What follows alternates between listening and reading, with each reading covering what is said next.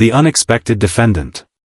The courtroom buzzed with murmurs of curiosity as Lily Evans stood at the defendant's table, gripping a thick stack of papers in her small but steady hands. The room smelled of old wood and freshly printed legal documents, a stark contrast to the cold tension settling over the spectators. Judge Marcus Caldwell, a man notorious for his sharp tongue and intolerance for nonsense, adjusted his thick glasses and peered at the teenage girl before him. His gavel rested loosely in his hand, but his expression suggested he was ready to use it at the first sign of foolishness. "Miss Evans," he began, his voice thick with skepticism, "I assume you are aware of where you are?" Lily nodded, her expression calm. "Yes, Your Honor. I'm in a court of law, where justice is meant to be served." A few chuckles echoed through the room, mostly from the attorneys sitting in the gallery. They exchanged amused glances, clearly entertained by what they considered a childish stunt. Judge Caldwell smirked, tapping his fingers against the bench. "And are you under the impression that this is some kind of school project?" "No, Your Honor," Lily said, unfazed by his condescension. "I'm here to defend my brother, Daniel Evans, because no one else will." The amusement in the room faltered slightly. A few attorneys sat up straighter. The court stenographer, who had barely been paying attention, started typing more intently. Seated at the prosecutor's table, District Attorney Jonathan Reed let out an exaggerated sigh. He was a heavy-set man in his mid-50s, his graying hair slicked back, his expensive suit crisp and intimidating. He turned toward Judge Caldwell, shaking his head. "Your Honor, I hate to waste the court's time on nonsense," Reed said smoothly. "This young lady has no legal standing to defend anyone, let alone present arguments in a felony case. We should dismiss her immediately and move forward with the actual trial." Lily clenched her fists but kept her composure. "With all due respect, Mr. Reed," she said, her voice level, "if you're so sure my argument is nonsense, then why not let me speak and disprove me? If my words have no weight, then you have nothing to worry about." A ripple of murmurs spread across the courtroom. Judge Caldwell narrowed his eyes at Lily, as if trying to decide whether she was naive or bold beyond her years. "Miss Evans," he said, "I assume you are aware that your brother has a court-appointed attorney. Why do you feel the need to speak on his behalf?" Lily inhaled sharply. "Because his attorney doesn't care." The room grew quiet. Even Reed stopped flipping through his paperwork. Judge Caldwell raised a brow. "Explain." Lily tightened her grip on her stack of notes. "My brother's public defender has spent a total of 20 minutes reviewing his case. He hasn't met with Daniel in person more than once, and he hasn't prepared a single meaningful motion in his defense. The prosecution, on the other hand, is pushing for a maximum sentence on charges that rely heavily on circumstantial evidence. No one in this courtroom is treating my brother as if he has a chance." She swallowed before continuing, "And if no one else will fight for him, then I will." Silence. Judge Caldwell tapped his gavel lightly, his amusement slowly fading. "You're 16 years old," he said. "What makes you think you can argue a case against seasoned attorneys?" Lily lifted her chin. "I don't need to win. I just need to be heard." A heavy pause followed. Finally, Caldwell exhaled, rubbing his temple. "Fine," he said. "You have 5 minutes. Convince me that you deserve to speak in this courtroom." A hushed gasp swept through the spectators. Reed scoffed. "Your Honor, this is absurd." "She has 5 minutes," Caldwell said firmly. "If she fails to make a compelling argument, I'll dismiss her on the spot." Reed crossed his arms, clearly displeased, but he didn't argue further. Lily nodded, straightening her papers. "Your Honor," she began, her voice steady, "Daniel Evans has been charged with armed robbery, but the evidence against him is circumstantial at best. The prosecution claims my brother was seen near the crime scene minutes before the robbery, and the security footage shows a figure of similar height and build wearing a hoodie. She flipped a page. But the witness statements contradict each other. One witness described the suspect as 5 feet 8 inches with broad shoulders, while another swore the suspect was 5 feet 10 inches and lanky. My brother is 5 feet 6 inches and stocky. These details may seem small, but when you're convicting someone, small details determine reasonable doubt. Some of the attorneys who had previously been chuckling were now leaning forward, intrigued. Lily continued. Furthermore, the prosecution's key witness is someone who made a deal for a reduced sentence. That means his testimony benefits him more than the truth. This should immediately call his credibility into question. She flipped another page. And lastly, let's talk about the forensic evidence, or rather, the lack of it. No fingerprints, no DNA, and no weapon recovered. Yet, the prosecution insists my brother is guilty beyond a reasonable doubt? Reed's jaw tightened. Judge Caldwell studied Lily closely. Your Honor, Lily said, taking a deep breath, all I am asking is that my brother be given a fair defense. If this court is truly about justice, then why is it afraid of hearing the full story? The silence was deafening. Judge Caldwell rubbed his chin, his previous smugness now replaced with deep thought. The murmurs among the attorneys had shifted, no longer mocking, but curious. Even Reed seemed tense. Finally, Caldwell leaned forward. Who taught you how to argue like that? He asked. Lily hesitated for the first time. A shadow of something flickered across her face. My father, she admitted softly. Caldwell frowned. And where is he? Lily lowered her gaze. He passed away 3 years ago. He was a defense attorney. A beat of silence. Caldwell let out a slow breath. I see. Reed cleared his throat. Your Honor, she made a decent argument, but that doesn't change the fact that she cannot legally defend her brother. Lily lifted her gaze again. Then at least allow me to assist the defense. I have prepared more than my brother's actual lawyer has. Caldwell tapped his fingers against the bench, deep in thought. Then he turned to Reed. Mr. Reed, would it inconvenience you to allow Miss Evans to be part of the defense? Reed's face reddened. It would be highly irregular. But not illegal, Caldwell mused. And I don't see the harm in letting the defense actually defend itself. Lily's heart pounded. Was he actually considering it? Judge Caldwell exhaled and then turned to Lily.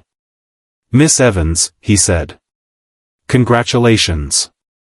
You just bought yourself a seat at the defense table. The courtroom erupted into chaos. And Lily knew, this was only the beginning, the weight of the past. The courtroom was in uproar. Attorneys whispered in hushed but urgent voices. Spectators gasped and exchanged stunned glances. Even the court reporter, who had spent years documenting high-profile cases, looked up from her notepad in disbelief. Lily Evans, a 16-year-old girl, had just won a place at the defense table. Judge Caldwell pounded his gavel, demanding order. Enough, he said, his voice booming over the chatter. Miss Evans has been granted permission to assist in her brother's defense, but she will not be acting as lead counsel. Lily exhaled slowly, gripping her papers. It wasn't a complete victory, but it was a start. On the other side of the courtroom, District Attorney Jonathan Reed scowled, his fingers tapping against the polished wood of the prosecution's table.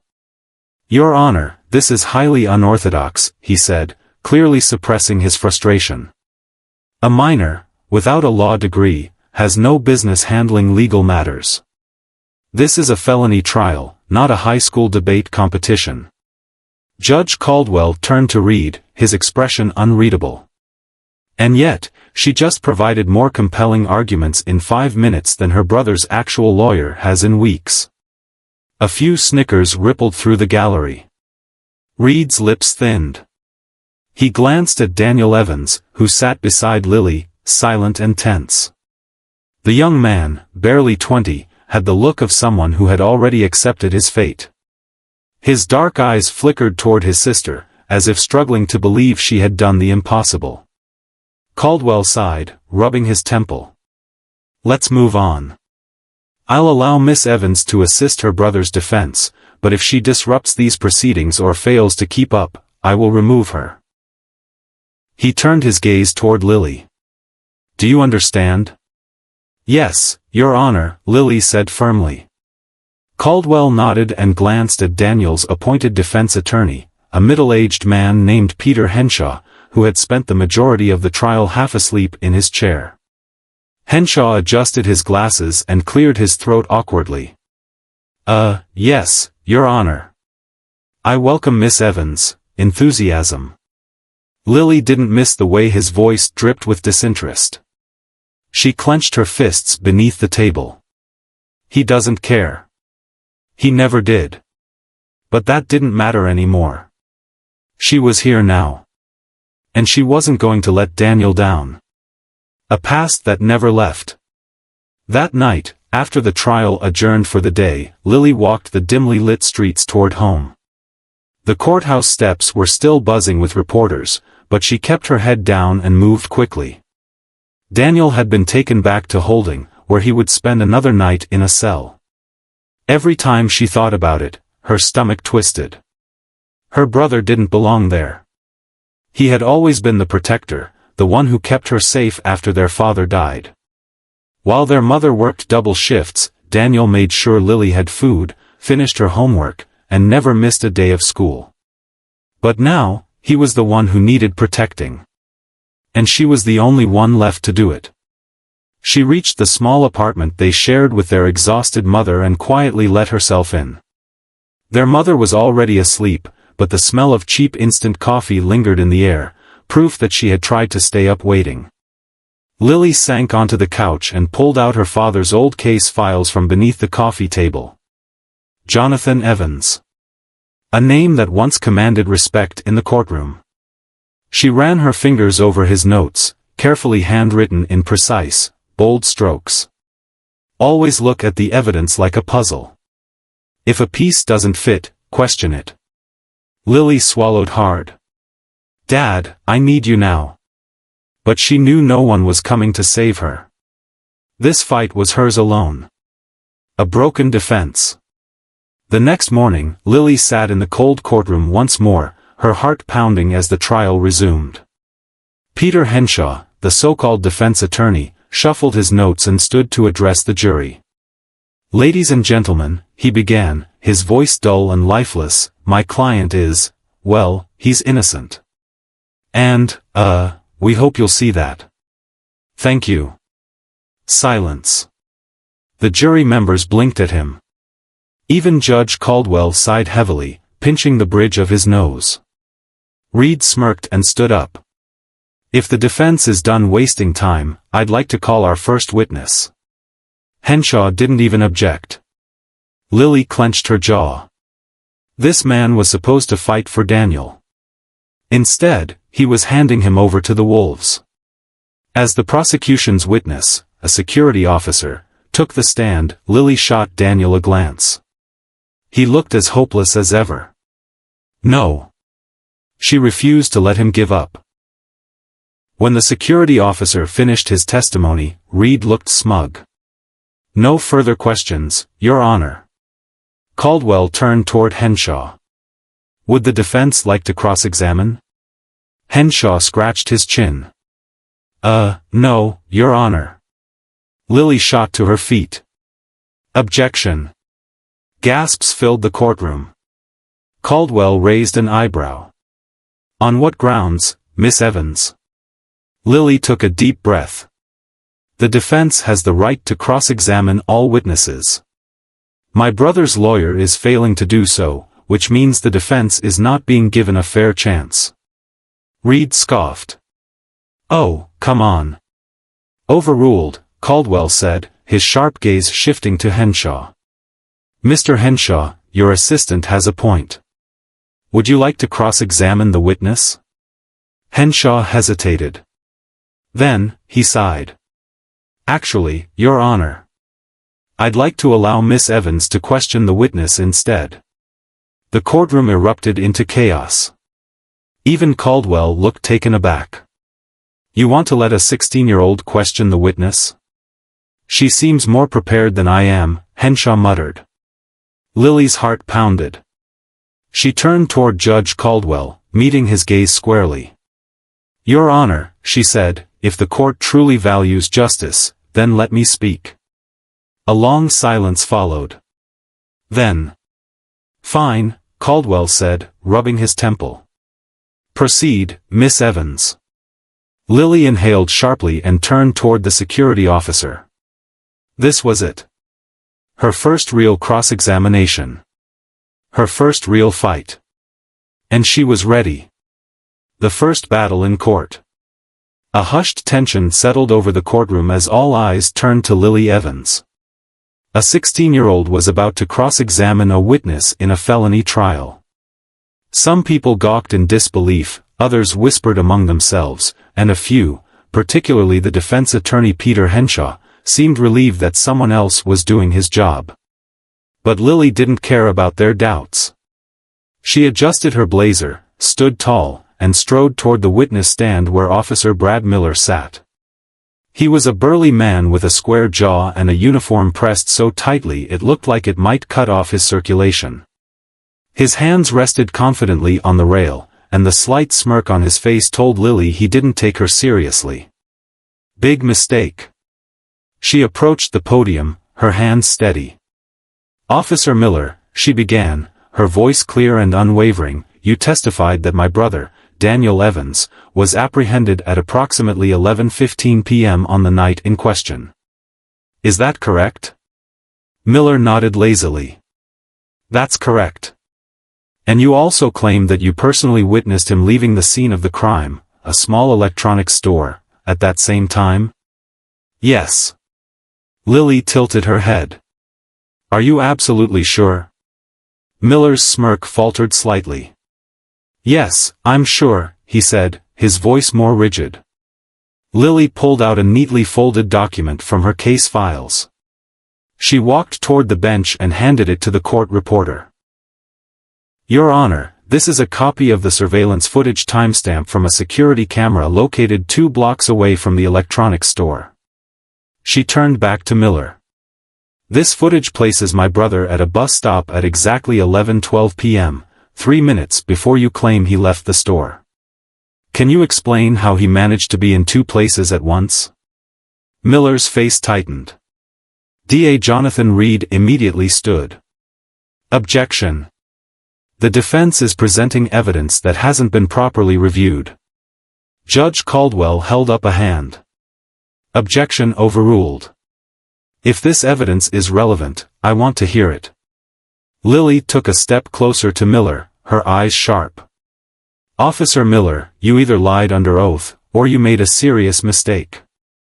Which is it? Miller shifted uncomfortably in his seat. I might have been mistaken about the exact time. But you just said you were absolutely sure a moment ago. Miller's fingers gripped the wooden railing. Sweat formed on his brow. Lily held up another document. And according to the bus driver's statement, my brother boarded the 11:10 p.m. bus that night. The stop was miles away from the store. That means he could not have committed the robbery. Would you like to revise your testimony? Miller's jaw clenched. His silence filled the courtroom like a thick fog. Jonathan Reed was already flipping through his notes, his frustration evident. He hadn't expected the defense to challenge his star witness, especially not like this. Judge Caldwell leaned forward. Officer Miller, you are under oath. Do you wish to amend your statement? Miller hesitated for one long moment.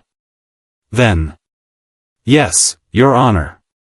The courtroom exploded into murmurs. Lily barely contained the small fire of triumph burning inside her. Her brother's alibi had just cracked the prosecution's case wide open. A war on 2 fronts. As soon as court adjourned for the day, Lily barely had time to collect her notes before a firm voice stopped her. Miss Evans. She turned to see Jonathan Reed standing beside her, his arms crossed. His expression was calm, but there was a cold calculation behind his eyes. "You did well today," he admitted. "I underestimated you." Lily squared her shoulders. "You should have done your homework, then." A ghost of a smirk crossed his face, but it quickly disappeared. "You may have embarrassed Miller, but don't think for a second that you've won." Lily didn't flinch. "I don't need to win against you, Mr. Reed. I just need to prove that Daniel is innocent." Reed studied her for a long moment, then exhaled. "You remind me of someone," he muttered under his breath. Before Lily could ask what he meant, he turned and walked away. What was that supposed to mean? A message from the past. That evening, Lily sat at the tiny apartment's dining table, reviewing every shred of evidence she had. Her mother, exhausted from work, had barely touched her dinner before going to bed early. Daniel was still in holding. That left Lily alone. She ran her fingers over her father's old case files, his handwriting still bold and precise. "Look deeper than what they show you, Lily. The truth is never in plain sight." She swallowed the lump in her throat. Her father had been one of the best defense attorneys in the state, until he died in an accident that never quite made sense. Her mother never talked about it. And neither did the man who had been his biggest rival in court. Jonathan Reed. Her father and Reed had gone head-to-head in dozens of cases. Some said they respected each other. Others said they hated each other. But one thing was clear, Reed knew something about her father's past. Lily wasn't just fighting for Daniel anymore. She was fighting to unravel the truth. The turning point. The next day, Lily was back in court, more prepared than ever. Reed wasted no time calling his next witness, the store clerk who had allegedly seen Daniel commit the robbery. Lily leaned forward, her fingers tapping against the table. This was it. Her next battle. And this time, she wasn't just proving her brother's innocence. She was going to uncover a truth that had been buried for years. A truth that someone didn't want her to find. A witness with a secret. The courtroom doors closed with a resounding thud. The tension in the air was thicker than before. Everyone was waiting to see if Lily Evans, the 16-year-old prodigy, could pull off another miracle. She had humiliated Officer Miller the previous day, exposing inconsistencies in his testimony. But today? Today was different. Because the store clerk, the prosecution's key witness, was about to take the stand. And Lily could tell something was off. The nervous witness. A middle-aged man with sunken eyes and trembling hands took his seat at the witness stand. His name was Glenn Harper, the night clerk at the electronics store. Jonathan Reed adjusted his tie and stood. "Mr. Harper, let's get straight to it." Harper nodded, swallowing hard. "You were working the night of the robbery?" "Why, yes." "And you saw the suspect, Daniel Evans, in the store?" "Why, yes, I did." Reed turned to the jury. "Mr. Harper, can you confidently state that Daniel Evans was the man who robbed your store that night?" A long pause. Lily leaned forward. Something about Harper's body language screamed that he was hiding something. I think so." Reed frowned slightly. "You think so?" I mean. Yes. Yes, I saw him," Harper stammered. Lily noticed how his hands clutched the wooden railing, how his foot tapped anxiously. Reed nodded. No further questions. He walked back to his seat, calm and composed. The jury seemed convinced. This was bad. Because Harper's hesitant testimony was still damaging to Daniel. Lily stood, adjusting her blazer. Her turn. She stepped toward the witness stand, her eyes locked onto Harper's. "Mr. Harper, I only have a few questions for you." Harper gave a nervous smile. "Oh, okay." She paused, letting the silence stretch out. Then, in a calm but pointed tone, she asked, "Were you alone in the store that night?" Harper blinked.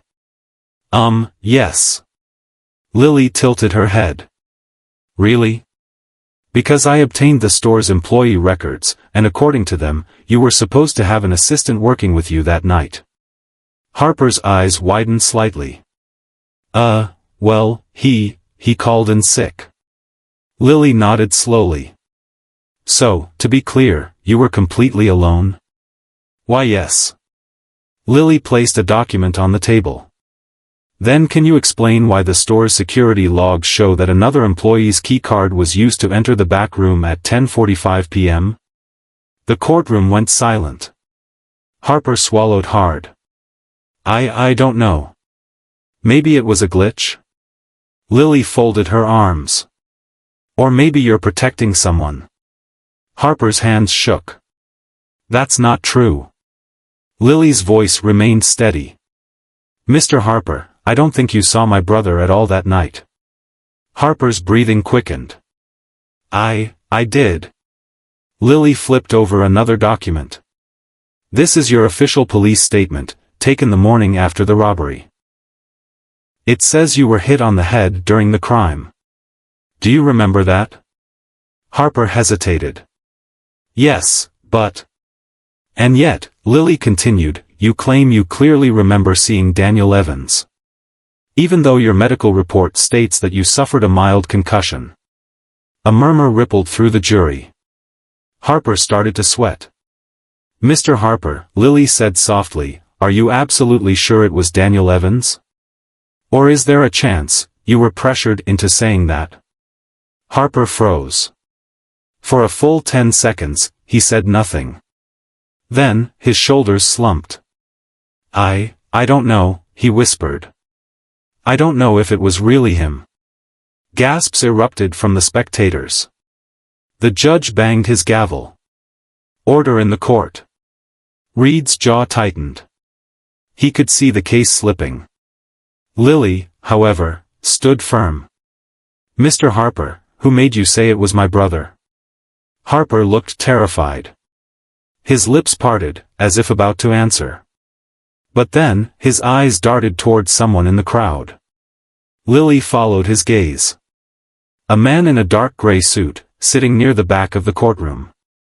Cold, calculated eyes. Expression void of emotion. And Lily immediately knew. That man was dangerous. Harper quickly shook his head. "And no one. I just thought it was him, that's all." Lily clenched her jaw. Harper had just lied again. But this time? He was doing it because he was afraid. And Lily needed to find out why. A shadow from the past. That night, Lily sat in her apartment, staring at a grainy photograph on her laptop screen. She had managed to snap a quick picture of the mystery man in the courtroom. With a few clicks, she uploaded it into a facial recognition database. After several minutes of scanning, a match appeared on her screen. Logan Pierce. A name she didn't recognize. But when she looked at his criminal records, her blood ran cold. Because Logan Pierce wasn't just anyone. He was a key figure in an underground network of corrupt cops, attorneys, and businessmen. And worse? He had worked with Jonathan Reed in the past. Lily's stomach twisted. Her gut told her one thing. This case wasn't just about her brother. It wasn't just about a robbery. It was something bigger. Something darker. And if she kept digging, she might be putting herself in danger. But she had no choice. Because she wasn't just fighting for Daniel anymore.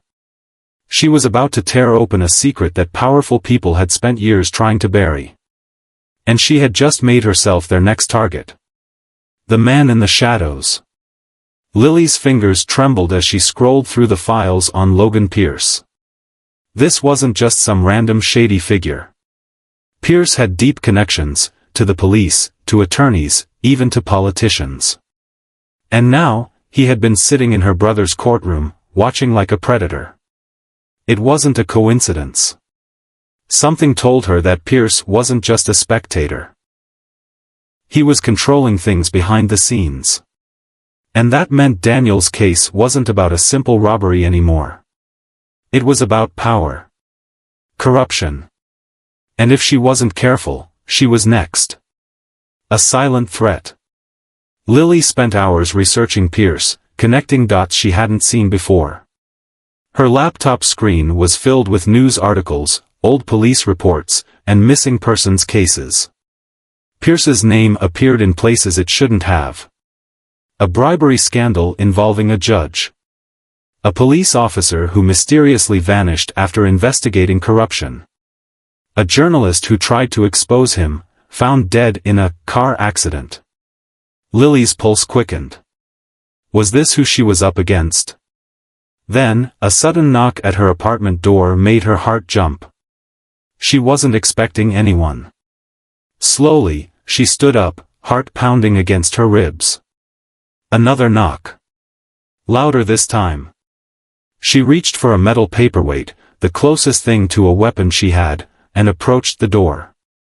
"Who is it?" she called out, voice firm. Silence. Then. "Lily Evans?" A deep voice. Unfamiliar. Her grip tightened on the paperweight. "Who's asking?" A pause. Then. "Open the door. You're in danger." Lily froze. Her mind raced. Could this be someone sent by Pierce? Or, someone trying to warn her? She wasn't sure. But one thing was clear. If she wanted answers, she had to take the risk. Slowly, she unlocked the door, keeping her grip firm on the paperweight. The door creaked open. And standing in the dim hallway was a man in his mid-40s, dressed in a dark jacket, his expression grim. "Who are you?" Lily demanded.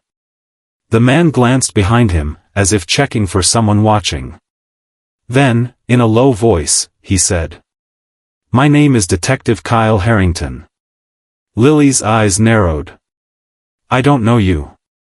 "You don't," Harrington admitted. "But I know who you're up against."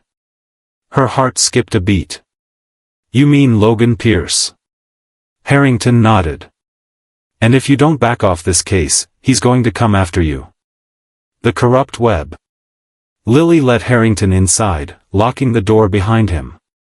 "You have 5 minutes," she said, crossing her arms. "Why should I trust you?" Harrington sighed. "Because I used to work with Pierce." Lily's stomach tightened. "He was my informant when I was still in internal affairs," Harrington continued. "At first, he seemed like just another low-level fixer, handling shady business for powerful people. But then, I realized something." Lily leaned forward. "What?" Harrington exhaled sharply. "He wasn't just working for corrupt people. He was controlling them." Lily's breath hitched. Harrington pulled out a worn-out folder from his jacket and tossed it on the table. "Inside that folder," he said, "is proof that Pierce has been running a network of corrupt officers, judges, and attorneys for over a decade. He doesn't just manipulate cases. He decides outcomes before trials even start." Lily's hands shook as she flipped through the documents.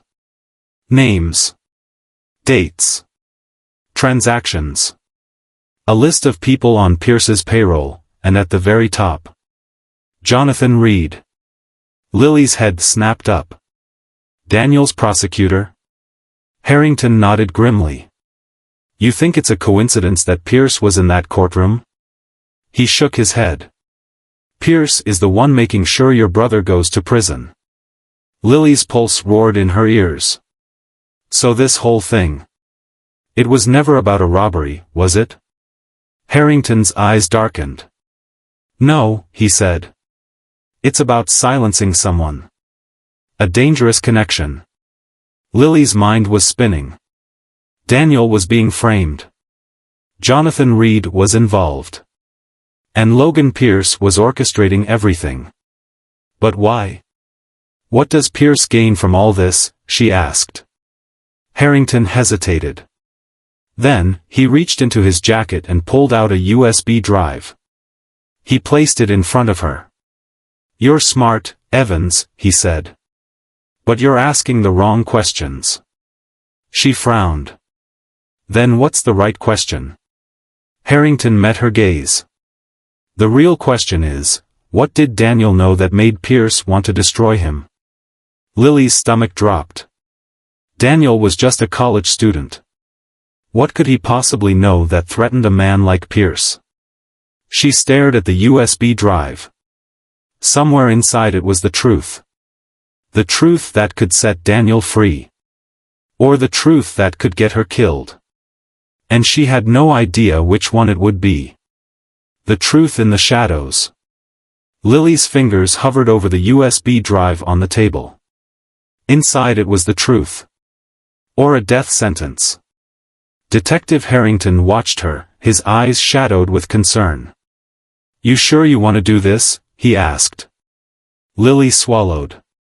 She wasn't sure. But she had no choice. She plugged the USB into her laptop, the drive whirring to life. A single folder appeared, Project Nightfall. Lily's stomach clenched. This wasn't just about her brother anymore. This was bigger. And Pierce was at the center of it. A dark secret. Lily clicked on the folder, revealing dozens of encrypted files. Videos. Emails. Financial records. Each labeled with coded names. But one file stood out. A video labeled 4DE. Her heart pounded. Daniel Evans. This was meant for her brother. With shaky hands, she clicked play. The video that changed everything. The screen flickered to life, revealing a dimly lit office. A man sat at a desk, his face hidden in shadows. Then, a familiar voice spoke. Daniel. Lily, his voice was tense. If you're watching this, something has gone wrong. Lily's breath hitched. I didn't mean to find out, Daniel continued. But once I did. I couldn't ignore it. The camera shifted slightly, revealing a laptop screen in front of Daniel. On it was a confidential document. The words at the top made Lily's blood run cold. Project Nightfall, Experimentation and Erasure Protocol. Experimentation? Erasure? Daniel exhaled sharply in the video. This is what they're hiding, Lily. They've been running illegal medical trials on people, homeless, prisoners, kids in foster care. No one will notice if they disappear. Lily's hand flew to her mouth.